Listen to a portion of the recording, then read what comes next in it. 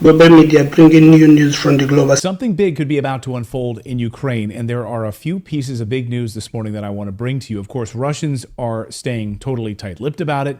Putin is not saying a word, as you can imagine, but satellite images don't lie and reports on the ground don't lie. We'll get to that in a second. But first, over the past 48 hours, we've gotten multiple reports of an increased number of young Ukrainian men racing to get the hell out of Ukraine.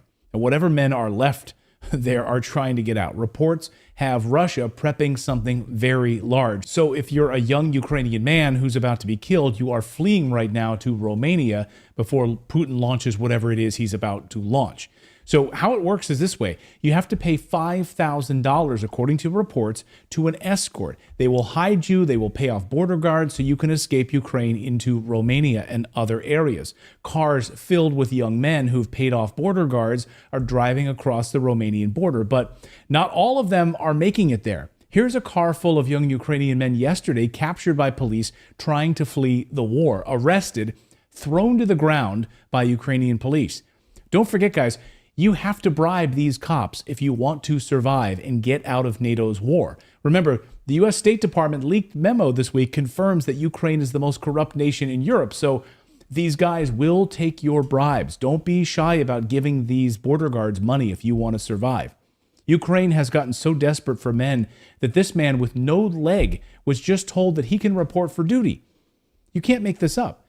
And news reports show Ukraine has lost over 500,000 dead. 500,000 dead and 1.3 million permanently injured with arms and legs blown off for NATO's war. You see row upon row upon row of Ukrainian flags fluttering over freshly dug graves.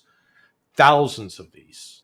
The average age of the soldier fighting on the front lines for Ukraine is 40 years old. And this is stunning. Look at your screen. This is normally called the age pyramid, where you would have a lot of young people at the bottom and fewer old people at the top because they die off, an aged pyramid. But in Ukraine, they never had young people. 15 to 20-year-olds simply don't exist. In the year 2000, Ukrainians were simply not having babies after the fall of the Soviet Union. So the largest population is 30 to 60-year-olds in Ukraine. And notice that 300,000 number is roughly the amount of these people left. That means 500,000 people killed, and you literally wiped away a massive portion of Ukraine's population. The numbers don't lie. NATO has helped kill most of Ukraine. I'll say that again. NATO has helped kill most of Ukraine. I hope NATO is proud of what they've done here. So this brings me to reports of Russia readying something big. As former UN weapons inspector Scott Ritter just told us, Putin is under pressure at home to get this done before winter sets in. So what does it mean, get this done? What does that look like for Russia? Well, that's just a few weeks away now as winter is ready to unfold.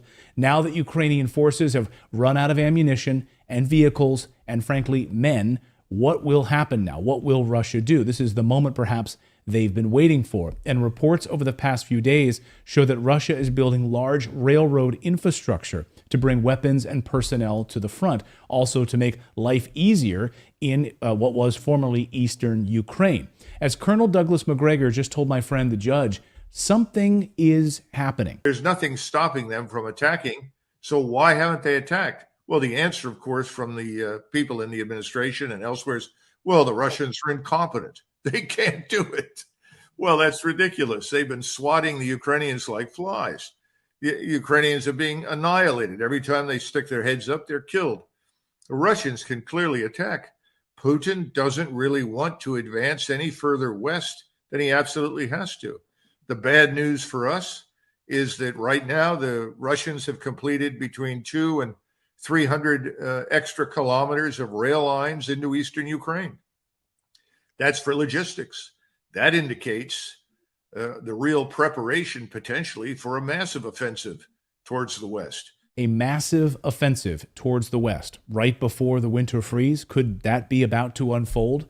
Prepare to see a whole lot more videos of young people, what's left of them, trying to get the hell out of Ukraine ASAP. So that's the news update. But before